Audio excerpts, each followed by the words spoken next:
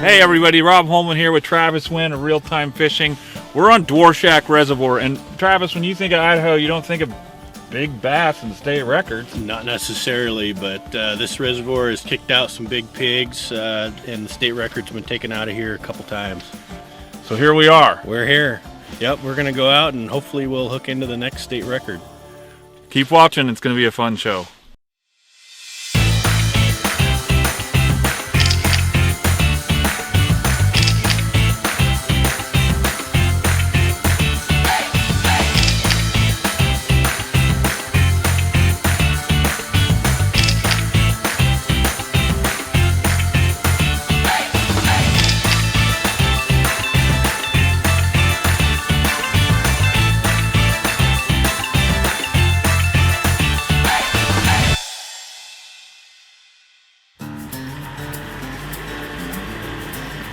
Travis was saying the Dworshak Dam is 700 feet tall. This is a 40-mile long reservoir. It pushes about 55 miles, 50 to 60 miles long. So a lot of water up here. Above the Clearwater River Valley. Yep, North Fork of the Clearwater. This is the North Fork. Yep. So it does get into free-running water. It does, at the end of the reservoir, and then it starts basically at the Idaho-Montana border and catches a bunch of water coming. So we have a bunch of various different baits. Okay, lately the soft plastics have been out producing hard baits. So this one here is just your classic tube jig. Okay, this is a classic steelhead rig. I mean, that's pretty well known all over the world for smallmouth. Basically what you have is a lead head jig that goes up inside there, and what you do on this soft plastic is you'll cast out right up next to the bank. So you'll give it about there. Okay, now you're gonna let it sink, and this is very crucial. This is a really deep and steep reservoir, so you have to let your baits get to the bottom. If you start reeling on it right away, you're gonna miss the fish, and they're not gonna come up for that bait. You wanna get it right in their face. So you can see how I'm just letting it sink. You can see the angle of the line changing. Once that angle stops, that means you're on the bottom. So you can see how that line's just floating on top. That means my bait's sitting on the bottom. I'm just gonna let it sit, and then what I'll do is I'll just lift my tip of my rod, and wait, what I'm doing is I'm working it down off that ledge. I'm just gonna slowly work it down, and eventually you'll get right behind the boat like that. Once you get to there, reel up and recast. So Travis, what's your personal best bass up here? There it is.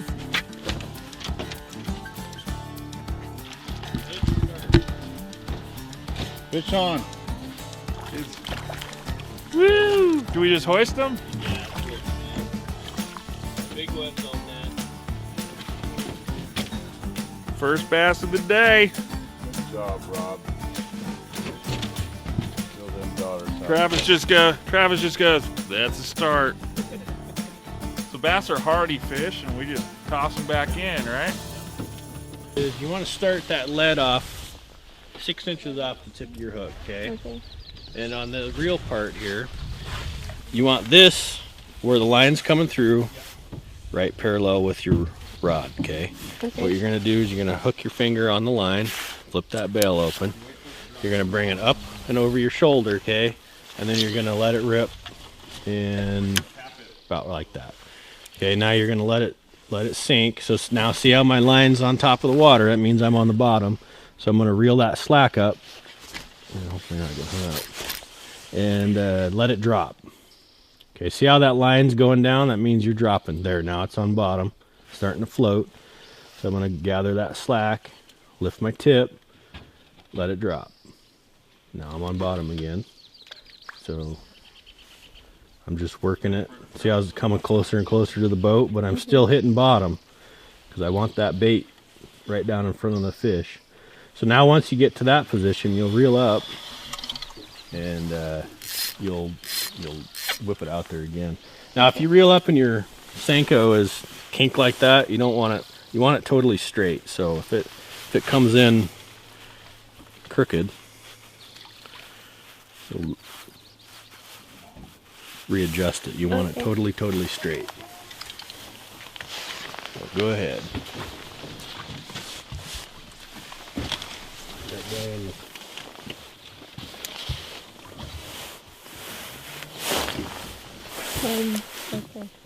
You're casting good, you're just going a little bit too much oomph in there. Just kind of lighten it up just a little bit. Okay, now fish it right there. Let it drop. Okay, that makes me feel a little There you go, hit better, him. but That's fish. Real. Super tight. There you go.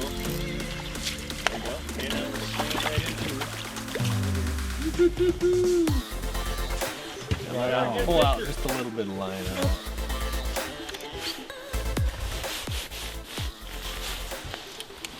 So Sarah's trolling technique worked out. She did. She's out here thinking in her head, you guys don't know what you're talking about. It's a fish. Was it a good fight? Yeah.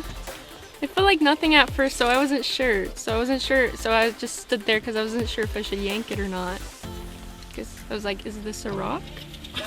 It is not a rock. That started swimming. All right, hold her out towards me. Like, hold it out. Right towards me. There you are. Boom! Look at that thing. Nice little. Wow. What's up? Yeah, these cold water bass actually taste pretty good, especially in this reservoir. they're clean tasting. Yeah. We should have kept What? it. So that's all right. I'm kind of a catch and eat kind of a guy. I love fresh smallmouth bass with lemon juice. Oh yeah, fresh lemon juice. I'm hungry. Let's flay that baby. Oh, you threw it away. Too late. Is it a little bit of a controversy keeping these ones? This lake, there's kind of an unwritten rule that if it's over about 4 pounds, you throw them back. It's not written in the regs, but that's kind of what everybody does. Throw the big ones back. We'll keep a handful of the smaller ones for people that want to take them home, but for the most part, you know, if you get a big one, we throw it back. Nice. Look at that. Oh, that's beautiful. That's a nice fish. Yes, it is. Oh, that's a really nice fish. Look at that baby. Got some fat on it. Oh, wow. Keeping that one. Where do you think that one's at? It's a couple pounds. Solid 2. Yep. 2 pounds? Yeah. Do they have any? They got teeth, but they don't hurt. Just put your thumb right in there. And under the gills, do they have No. anything Just the sharp? back. Just right here. Just these spines are the only thing sharp. Oh, kind of like a walleye. Yeah, but they don't have teeth. This is a hot little spot here, Travis. All right. Good job, Bite's Rob. turning on. Biting pretty good, isn't he? Yeah. Oh, he's jumping. Look at. There we go. Look at that. This one, we've been using all kinds of plastics. What do we got on there now? This one is a Senko rigged with a shaky head. That's what the last couple fish have been on. Okay. Senko's turning on. And pretty simple, easy for guys to get started. Yeah, so these jig heads here, they've got a little corkscrew in it, and you corkscrew the top of the worm on there, and then run the hook right through the side of the worm, and away you go. Pretty simple, pretty easy to do. That's another this class of fish here. That Nice, healthy. healthy fish. Yep. Oh.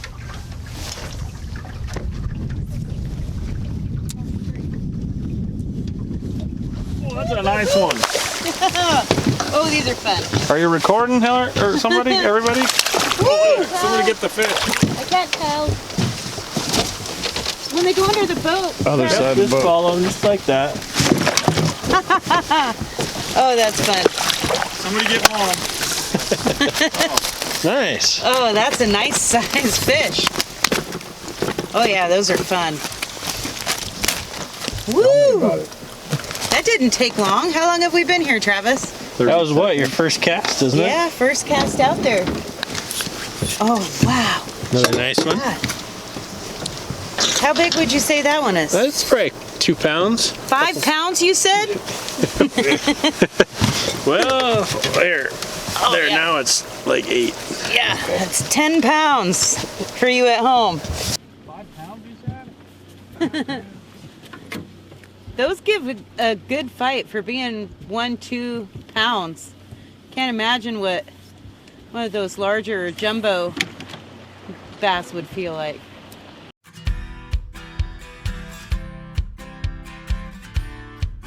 Yep, baby. There you go. Got one on. Oh, no, Cuddy, come on. There's a fish here. God, that's 3 I've had on now. 3 of them, and I've lost them. Hey, Travis, there's bait caster on this rod. Yep, this is my rod. Well, Rob tried to use it, but it didn't go over so well. Well, those bait casters are sensitive, and they're kind of like Harry Potter and their wand, you know? It bonds with the single angler. Right. They're a little trickier to cast. They'll that's backfire for sure. on Yeah, the. they're good. They know when you're not throwing them. Exactly. Yeah. They're a little more, you gotta be a little more in sync with your rod. You see a lot of bass fishermen using those. Yeah. They're a lot easier, a lot faster to cast, a lot easier to work because it's got a push button release. Yeah. And How many bass you caught today, Travis? well, With your bait caster? none. Oh, none? None. Oh.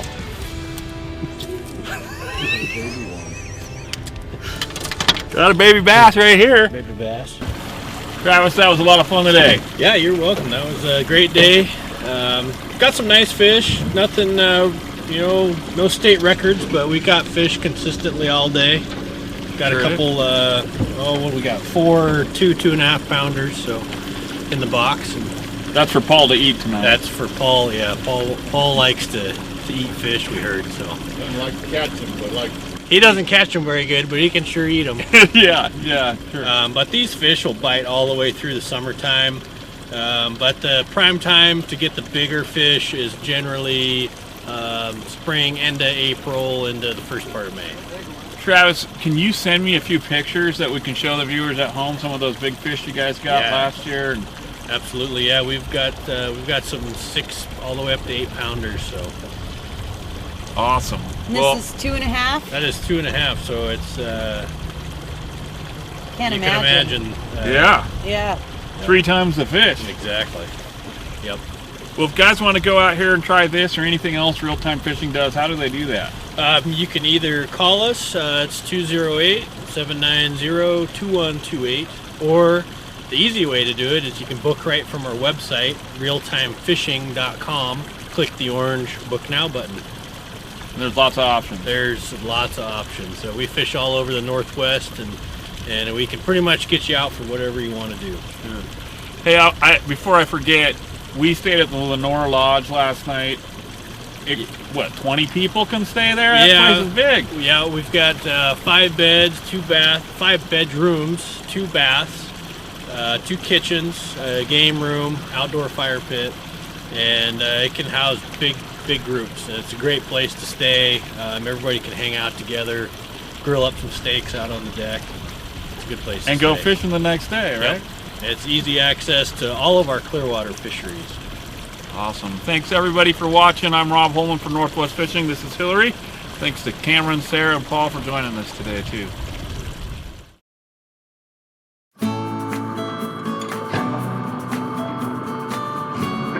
Hey there, Northwest Fishing fans. Hannah Pennybaker here.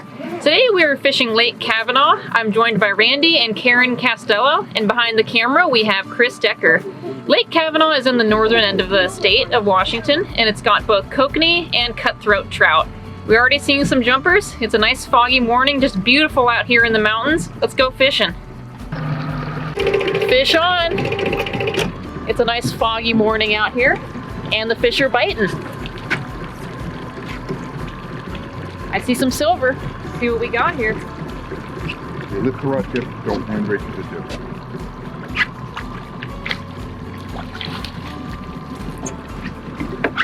Looks like a little kokanee.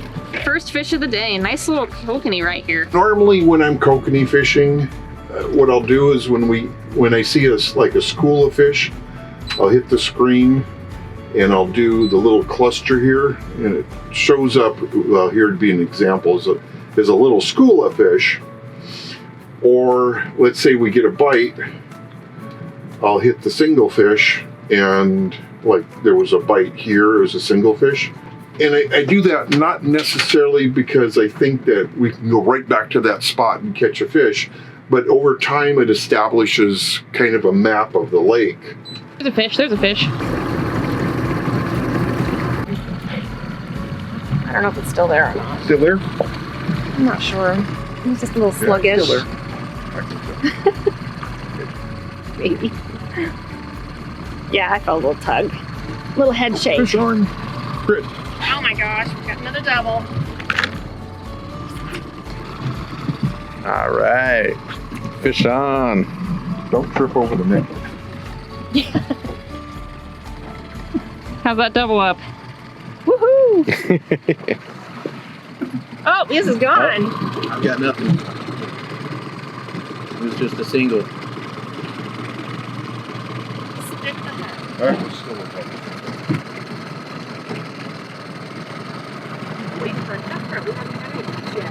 I'm not going to complain.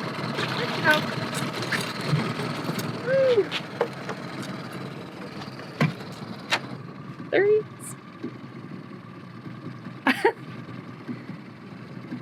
Nice fish, Karen. Beautiful. Oh no. Oh no. Stay tuned. Let's catch some more. Big takedown on the leaded line. Can't wait to see what this fish is. So all these fish have been hitting on corn. We've got about 4 different flavors of corn out here just to kind of see what they like best, and they're hitting on pretty much just about everything we throw at them. It's just a really hot bite out here. The action's been really consistent throughout the day. Been marking fish everywhere. It's just been a great day out here.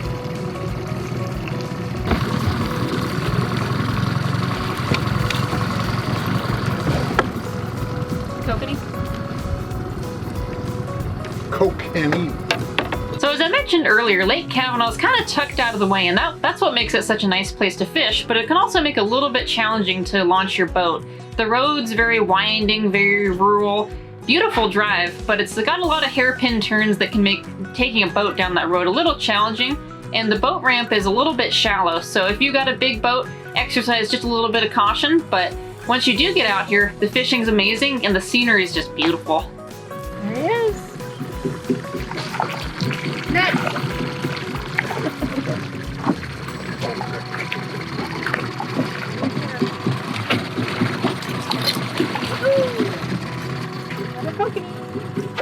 Oh, and he just let himself off. Awesome. Quick release. Quick release. There he is. Come here for the fishing, stay for the views, right? Absolutely. The sun's coming out, so we're switching to chrome. Get some nice, bright Dodgers going. Do you think Randy has enough Dodgers? I don't know. You could probably use some more. I think There's probably he's some missing a covered. few. Yeah. It's like a He deck of hasn't got cards. them all.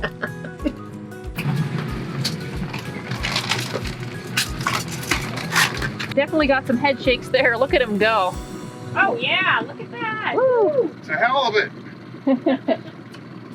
Oh, he's a jumper. Whoa. Wow, look at him go. He's skipping across the lake. Oh, he came off. Oh. Oh. Dang, that was a nice one. There's a bunch of jumpers over here. You can see all the ripple marks.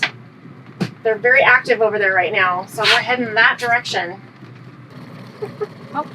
That's how it goes. Yeah, I knew that was off before I even lifted out of it. In the midst of all this chaos, we actually managed to hook onto our first cutthroat of the day. And these cutthroat out here are just beautiful. You can see just those red marks under there. That's why it's called cutthroat. He's got some good sized teeth. Just a beautiful fish out here. Beautiful Lake Cavanaugh cutthroat. And they seem to kind of, as Karen was saying, they seem to kind of congregate with the kokanee. So when you're kokanee fishing, you might hook onto a few of these guys, and I'm told that they just cut great and they taste delicious. So this guy's gonna go in the smoker right along with the kokanee. Let's get some more. Catch that fish. complaints about these water players. I just look at it as giving better action. Yeah. Here, Ooh, I feel some head shakes. within reason, it doesn't bother me at all. Double up. Which is going out already. It was going out. What do you think?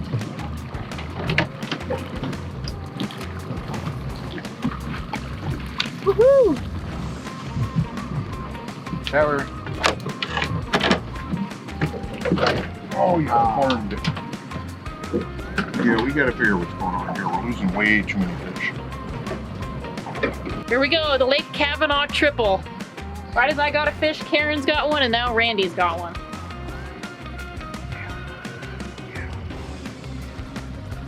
Right, Karen's gonna show us the Lake Cavanaugh hoist. Keep hoisting. Sorry, Anna. Woo! There it is. I'm just slapping your face with it. There's 1 fish, 2 fish, and 3 fish. That's how we do it at Lake Cavanaugh. Woo! Let's talk tackle here for a minute. So there's 3 main parts to kokanee fishing. You want your lure, usually smaller the better with kokanee fishing, tipped here with corn, but you can also use maggots. And then here we have the dodger. So you usually want to troll pretty slow for kokanee fishing, so it's really important to make sure that your dodger can troll nice slow, like 0.9, 1.3 miles an hour, so it has that slow, nice slow action at slow speeds. Yeah, that's all there is to it. Dodger, lure, and corn. Well, wow, Randy, what an amazing day of fishing. I really want to thank you for having Chris and I here out at Lake Cavanaugh. So it was a really good day. It was so fun having you guys out here, and again, I appreciate you making the big drive. Yeah, it's always a pleasure to come out here to Lake Cavanaugh and fish with you guys. Just an amazing day. So thank you for joining us here on Northwest Fishing. We'll see you guys on the next one.